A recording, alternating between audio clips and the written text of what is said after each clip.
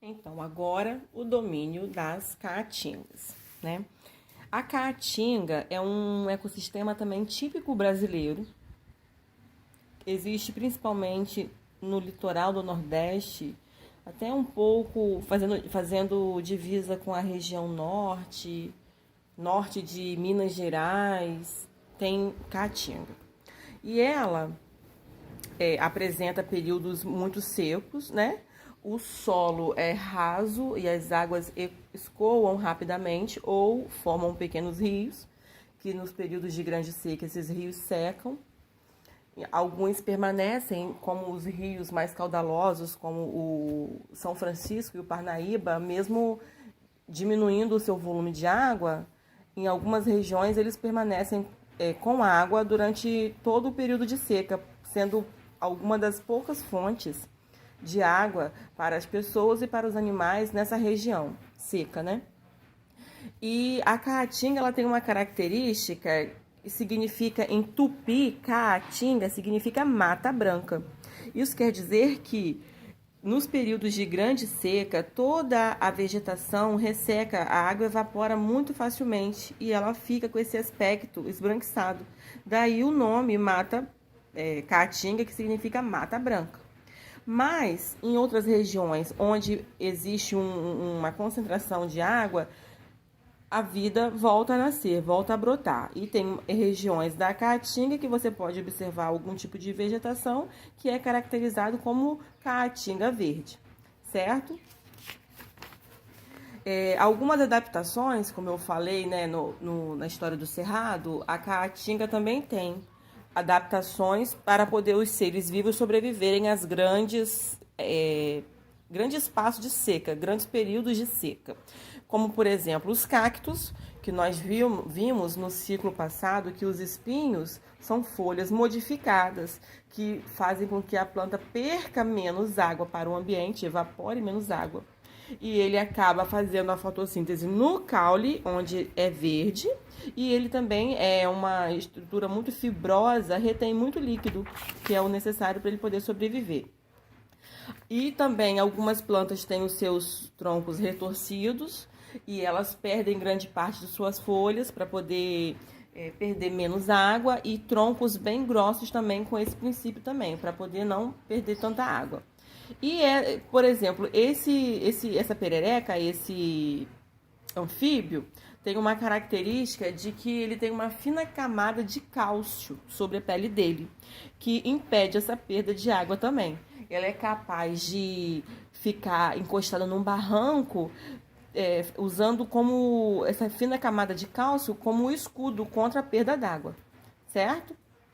Só que, assim como todo o ecossistema enfrenta os impactos, né, os impactos ambientais causados principalmente pelos seres humanos, grande parte está passando por um processo de desertificação.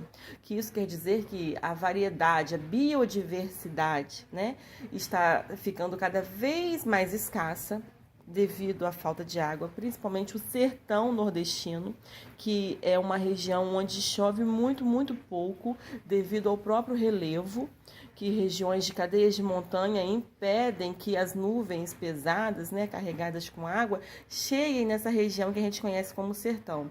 A rede de cadeias, cadeias de montanha, barram essas nuvens e elas precipitam ali antes de chegar no sertão. E esse processo de desertificação pode também, né, é um dos fortes problemas que a caatinga enfrenta.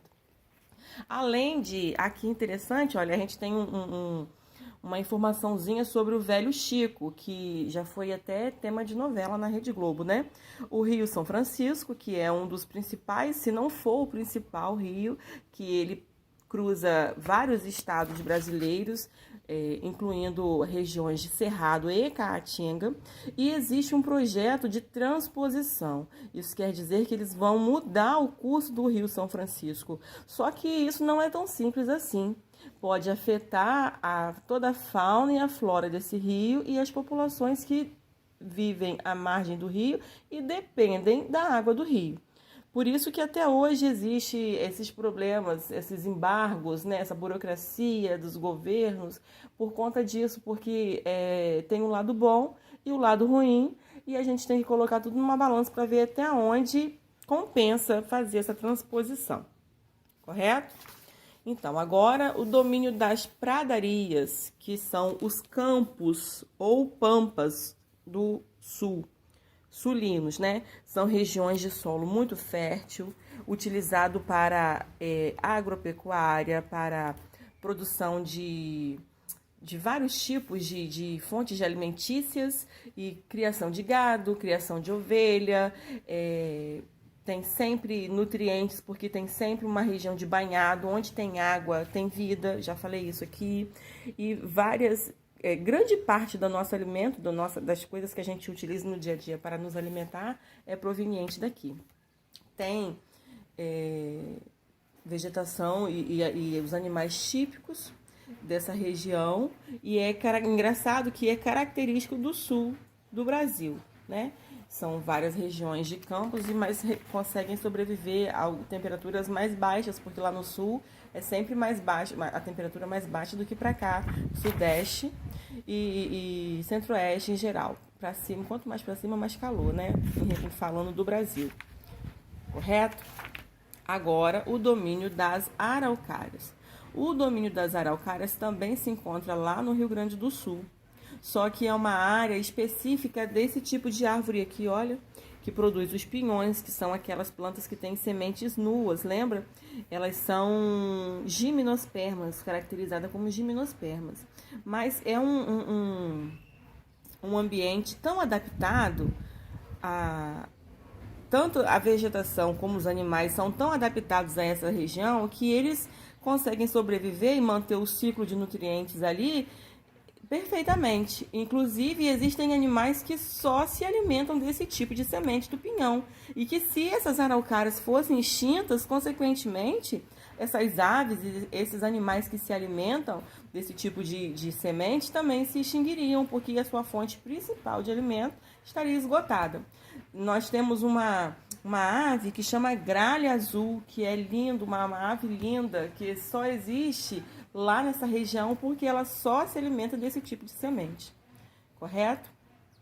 Hoje o nosso vídeo ficou curtinho, isso não quer dizer que vocês não possam ler o restante e aproveitar para se aprofundar um pouco mais do domínio das pradarias, da caatinga e da mata das araucárias, para a gente poder continuar na próxima semana com o domínio mato-grossense, né, que é o Pantanal, que é faixa de transição.